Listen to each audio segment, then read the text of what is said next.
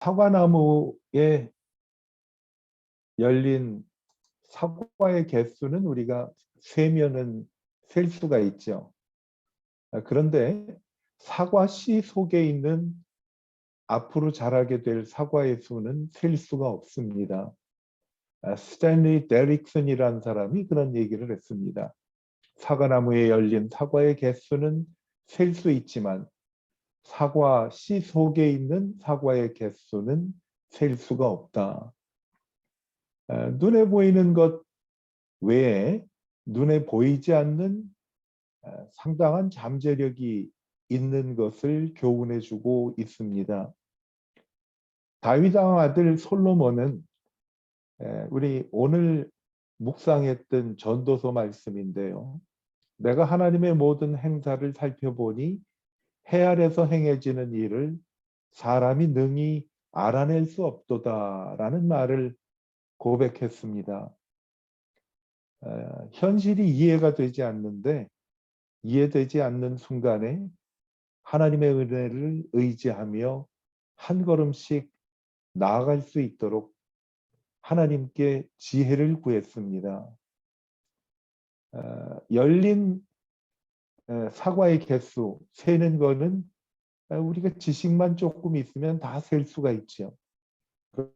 사과 씨 속에 있는 사과의 개수는 저희가 셀 수가 없죠. 믿음은 바로 이런 때에 필요한 것 같습니다. 눈앞에 보이는 현실이 내 마음과 기대에 미치지 못했지만 씨 속에 있는 무한한 잠재력을 하나님을 의지하면서 나아가는 것이 그것이 우리의 믿음의 본질이라고 생각할 수가 있습니다. 오늘 우리가 읽었던 말씀의 2절과 3절에 보면 내 형제들아 너희가 여러 가지 시험을 당하거든 온전히 기쁘게 여기라. 이는 너희 믿음의 시련이 인내를 만들어내는 줄 너희가 알미라. 라는 말씀을 읽었습니다. 시험과 고난이 기쁘고 즐거운 일은 아니죠.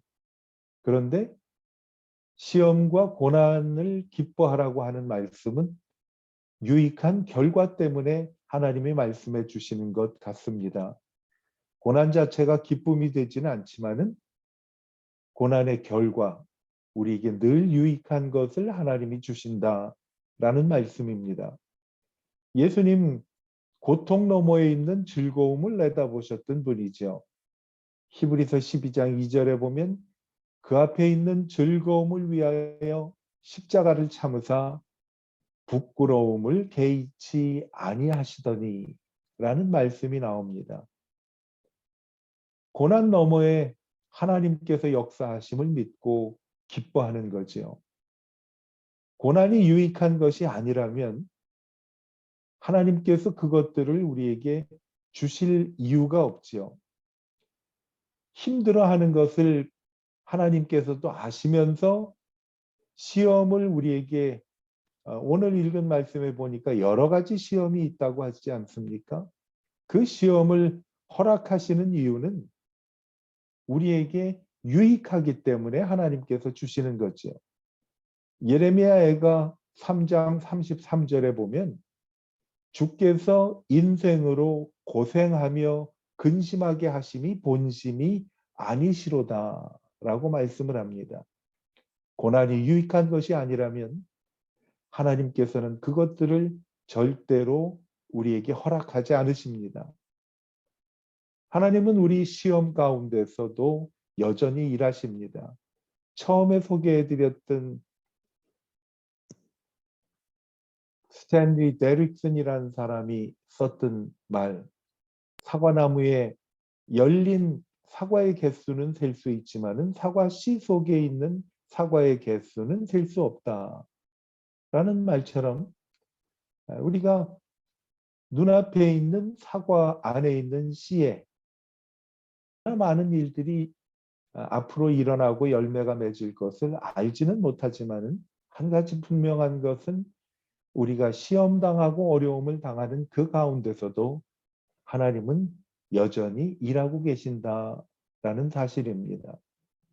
예수님께서 포도나무의 비유를 말씀하실 때 건강한 포도나무가 되기 위해서는 우리가 물도 주고 비료도 주지만 또한 포도나무에서 중요한 그 관리의 방법 중에 하나는 가지치기를 해줘야만 하는 거죠.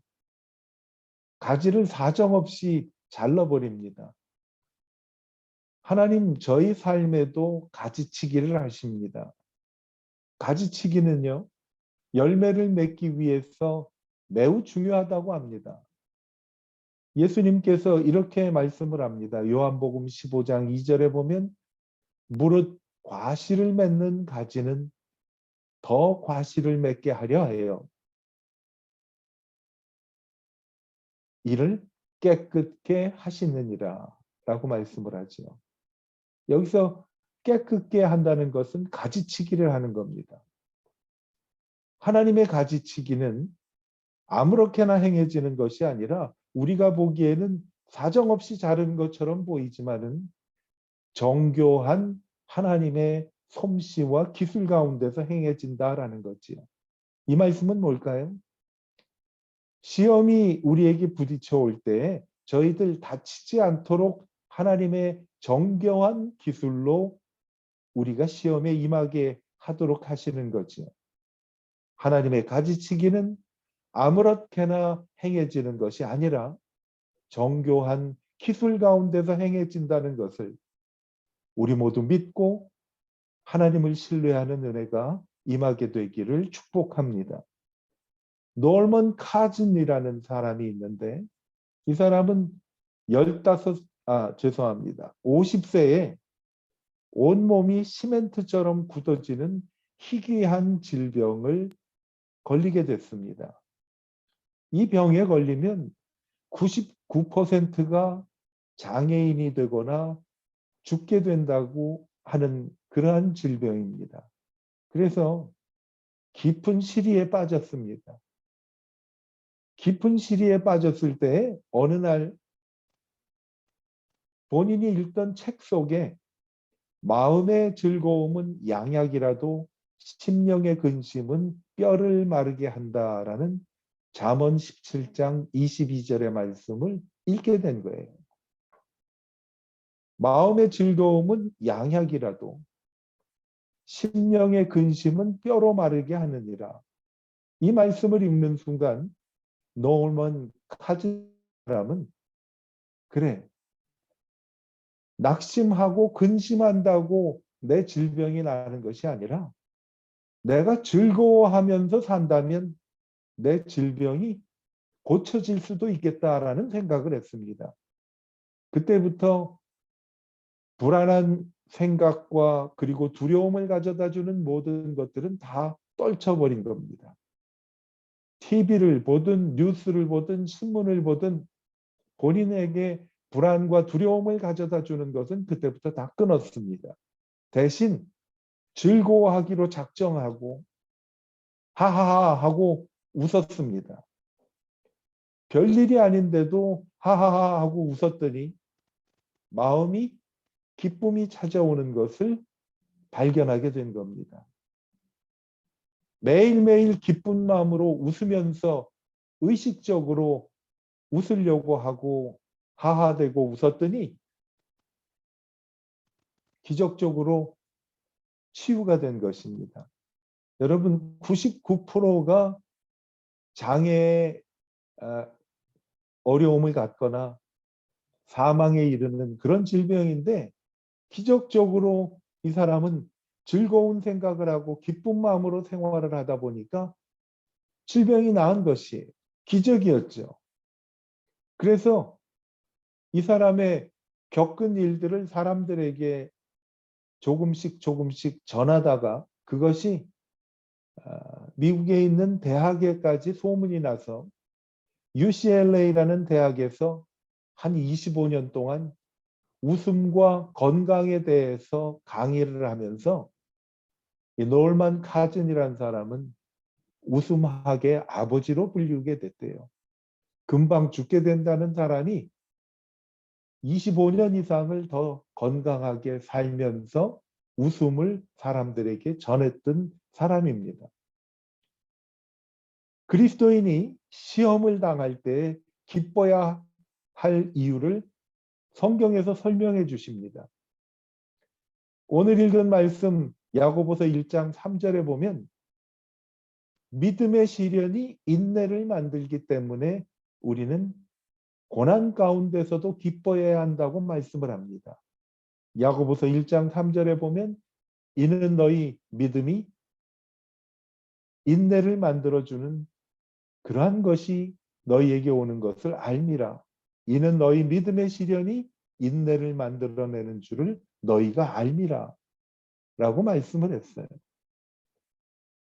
성도의 속사람인 영혼이 강건해지기 위해서는 무지하고 무능한 자기를 부인하고 전지전능하신 하나님을 의지해야 합니다. 속사람이 강건해져야 우리 이 위기를 잘 극복해 나가고 시험을 이길 수가 있습니다. 믿음의 시련이라는 것은 금속을 불 속에 넣어서 불순물을 제거하는 것과 같습니다. 성도의 속사람인 영혼이 강건해지기 위해서는 나약한 그리고 무능한 우리 자신을 의지해서는 안 되는 거죠. 모든 것이 가능하신 전능하신 하나님을 의지해야 합니다. 마귀는 사람을 유혹하지만 하나님은 우리를 더 유익을 끼치기 위해서 때로는 시련을 주십니다. 오늘 읽은 말씀 가운데 우리가 여러 가지 시험을 당할 때 기억해야 할 것은 하나님께서 이 시험에는 언제나 유익한 결과가 있다는 것을 우리 모두 기억해야 합니다. 코로나가 좀 잠잠해지는가 했더니 전해지는 소식이 좀 우리가 기대했던 것하고 미치지 못하고 오히려 기대했던 것보다 더 못한 그러한 면들도 좀 있습니다. 그때 우리를 넘어지게 하는 것은 마귀의 유혹입니다. 그러나 이 시험과 시련을 통해서 우리를 건강하게 그리고 유익을 끼치기 위한 것이 하나님께서 우리를 향한 여러 가지 시험을 당할 때 시험을 허락하시는 이유이십니다. 운동선수나 군인은 몸과 정신력을 키우기 위해서 고된 훈련을 합니다. 하나님께서도 우리를 단련시킨 후에 정금과 같이 되게 하시기 위해서 때로는 여러 가지 시험을 당하게 하십니다. 하나님께서는 어두운 밤이 지나면 새날이 오도록 하시는 분입니다. 처음에 잠깐 우리가 생각을 했지만은 시험이 우리에게 유익이 없다면 하나님은 절대로 시험을 하나님의 사랑하시는 자녀들에게 허락하지 않으신다는 거죠. 시험에는 반드시 유익이 있다라는 겁니다. 시험 당할 때 기억해야 할 일이 있습니다. 이것도 가장 기본적인 겁니다. 하나님의 말씀을 붙들어야 합니다. 마틴 루터란 사람은 내게 시련이 없었으면 저는 지금 내가 이렇게 말씀을 전하는 이 말씀을 이해하지 못했을 것입니다. 라고 고백을 했습니다. 시련은 하나님의 말씀을 이해하도록 저희들에게 도움을 주십니다. 주는 유익입니다. 시험은요, 지나쳤던 진리들을 바로 볼 수 있게 하는 것이 또 시험입니다. 지나쳤던 것.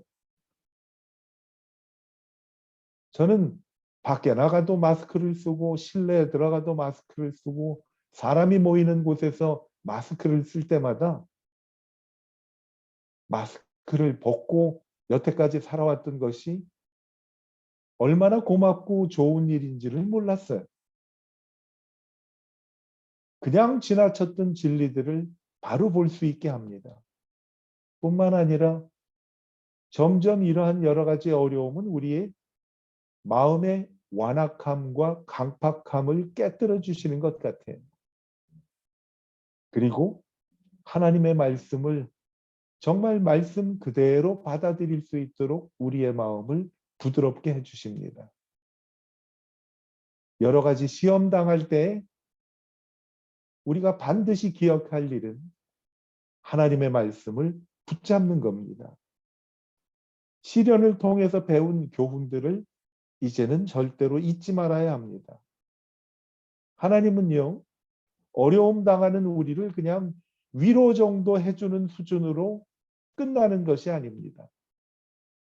위로를 물론 주시기도 하지만 위로를 주시는 것으로 마치는 것이 아니라 우리의 삶이 더욱더 하나님 앞에서 든든해질 수 있도록 훈련의 도구로 기억하기를 원하십니다.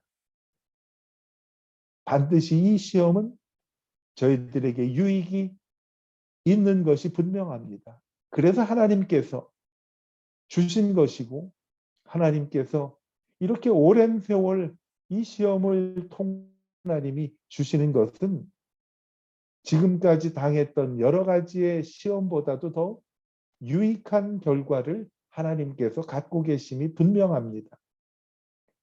여태까지 우리는 사과나무에 열린 사과의 개수를 헤아리면서 사과가 많은 것으로 축복이라고 생각을 했는데 이제는 사과 속에 있는 그 씨, 그것이 저희들에게 앞으로 가져다주는 엄청난 그 안에 있는 잠재력을 하나님께서 보여주는 것을 반드시 경험하게 될 것입니다.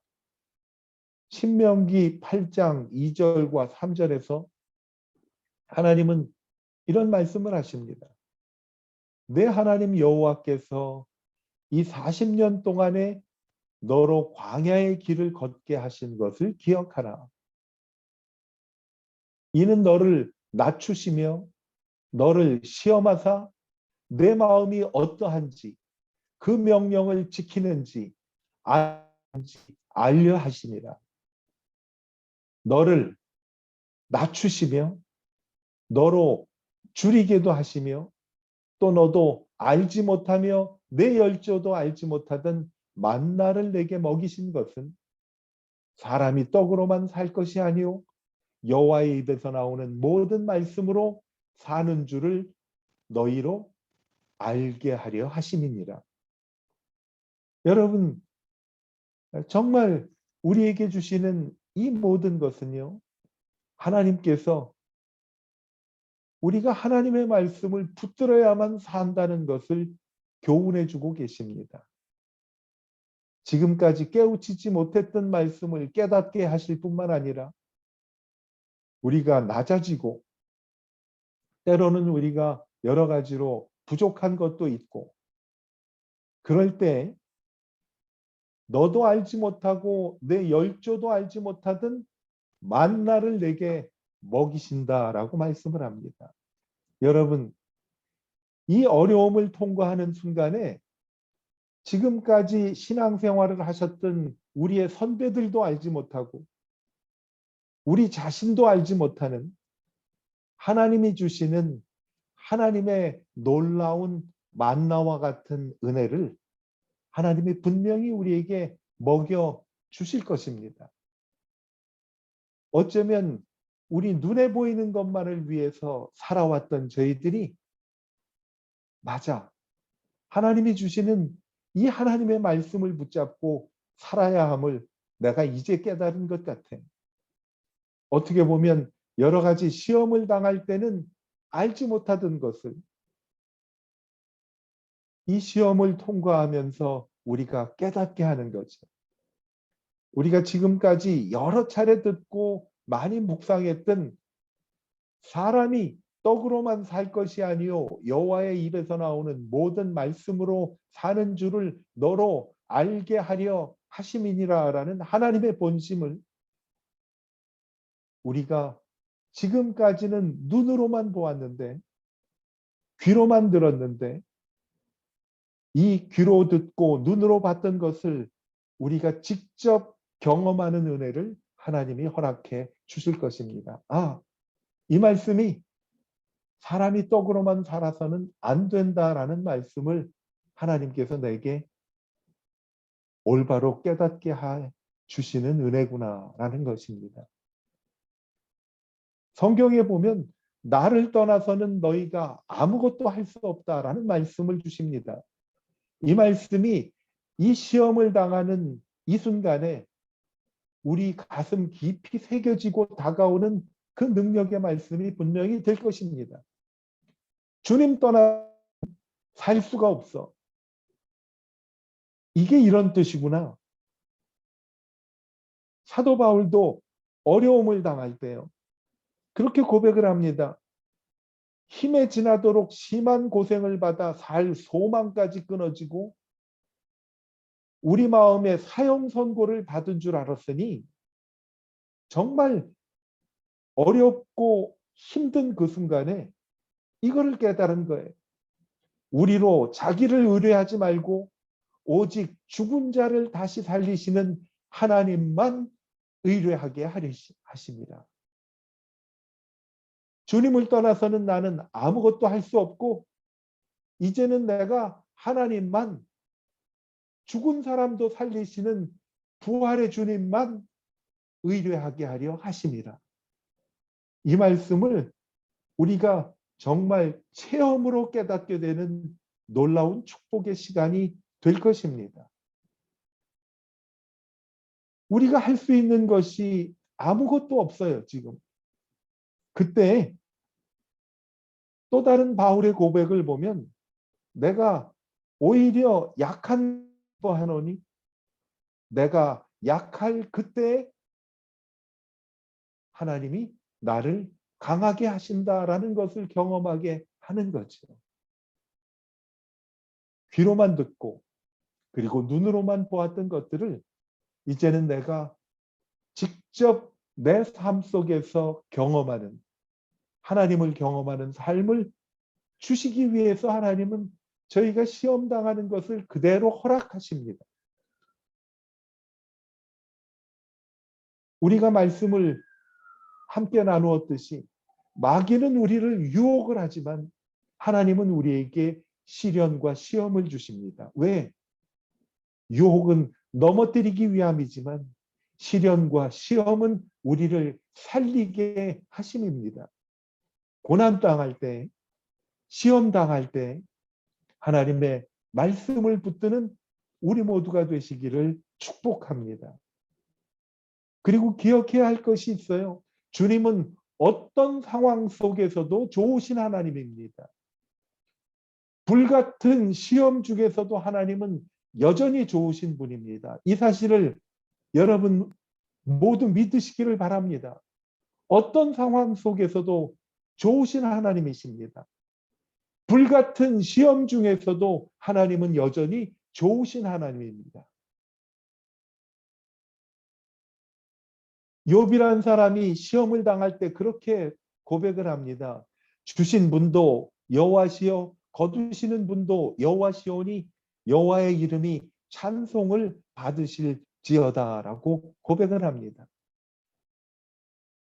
욥은 하나님의 축복을 믿은 것뿐만 아니라 신실하신 하나님을 믿었던 것입니다. 어떤 상황에서도 하나님은 좋으신 하나님이십니다. 믿으시기를 바랍니다. 불같은 시험 중에서도 하나님은 여전히 좋으신 하나님이십니다. 하나님은 언제나 승리와 기쁨과 만족함을 주시는 것만 가지고는 만족하지 않으시는 분입니다. 때로는 실패도 아픔도 주시기도 합니다. 그렇다고 하나님이 변하신 것이 아닙니다. 하나님은 언제나 좋으신 하나님이십니다. 오늘 여러 가지 시험을 당하거든이라는 말씀을 함께 나누면서 우리는 시험 가운데서 여전히 일하시는 하나님을 함께 나누었습니다. 언제나 유익한 것을 주십니다. 시험 당할 때 기억할 것을 함께 나누었습니다. 하나님의 말씀을 붙들어야 됩니다. 그 말씀을 붙잡고 여기에 있는 것을 여러분도 선포하십시오. 주님은 어떤 상황에서도 좋으신 하나님이십니다. 불같은 시험 중에서도 하나님은 여전히 좋으신 하나님이십니다. 이러한 하나님, 오늘도 깊이 신뢰하면서 내 기대에 미치지 않은 그러한 상황이 내 눈앞에 펼쳐졌어도 이 가운데서 나를 위해서 유익한 길로 인도하시고 일하시는 하나님을 신뢰하며 하나님의 약속의 말씀을 붙잡고 주님을 의지하는 우리 모두가 되기를 축복합니다. 예수님의 이름으로 축원합니다.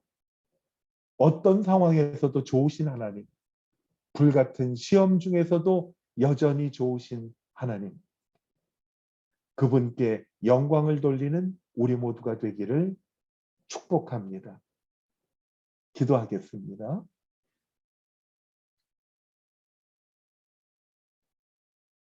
하나님, 지금 우리가 사는 이 시간은 예수님이 나를 떠나서는 너희가 아무것도 할 수 없다라는 말씀을 우리가 몸으로 경험하고 체험하는 복된 기간임을 믿습니다.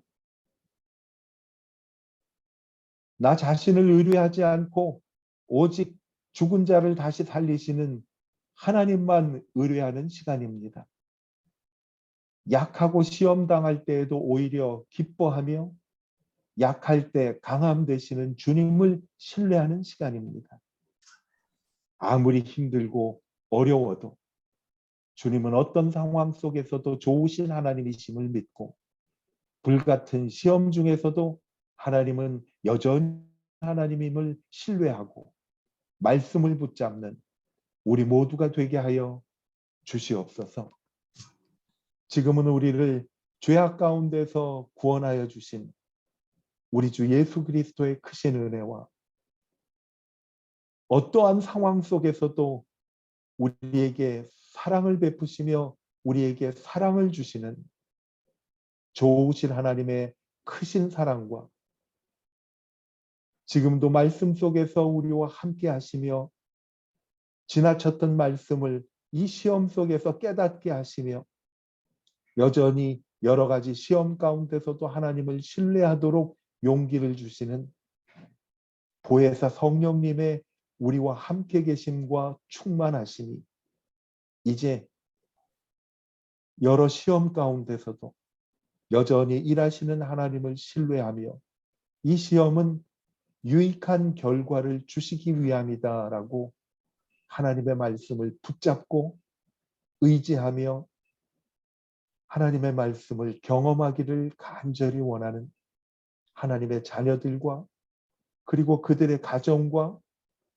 그들의 속한 모든 공동체 위에 그리고 우리 하노이 베델교회 위에 이제로부터 영원토록 함께 하시기를 우리 주 예수 그리스도의 이름으로 간절히 축원하옵나이다. 아멘. 아멘.